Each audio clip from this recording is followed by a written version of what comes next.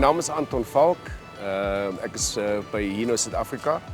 Hino Suid-Afrika is al vir die afgelope 50 jaar in Suider-Afrika. Ons is 'n goed gevestigde handelsmerk. Ons doen baie goed en ons is natuurlik deel van die Toyota familie. So ons deel dieselfde waardes in terme van duursaamheid en betroubaarheid. Die Hino 700 was voorheen in Suid-Afrika gewees, maar ons het bietjie gesukkel met hom toe. Ons het toe die produk onttrek en ontwikkelingswerk gedoen in 2023.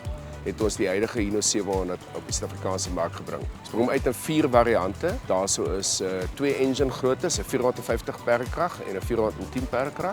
En dan is hy beskikbaar in 2 tractors of perde as jy wil en dan 'n freight carrier en 'n tipper. Die voertuie doen baie goed.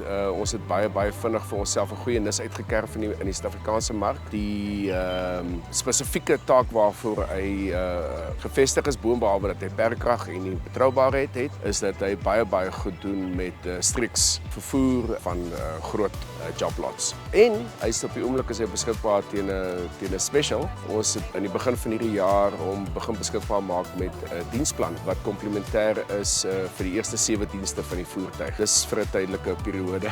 Ons hoop en glo dat ons sal dit kan volstaan tot en met Junie maand. Hy het ongelooflik baie veiligheidsfaktore. Daarso is bestuursmoniteringsstelsels aan boord wat vir die bestuurder sal laat weet as hy besig is om sy aandag nie op die pad te gee nie.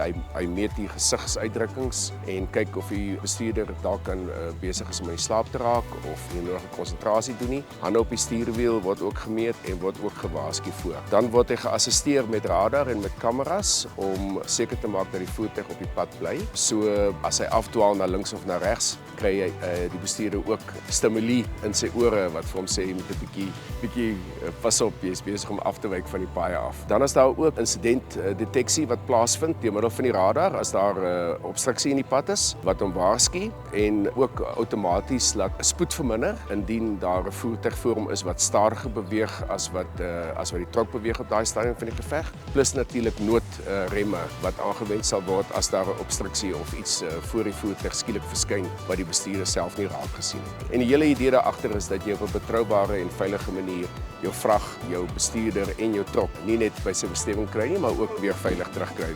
Ons het 60 handelaars landwyd wat partykeer van hulle gekoppel is aan die Toyota handelaar. In ander gevalle is die eksklusiewe Hino handelaar en al die mense is goed opgelei om te kan assisteer.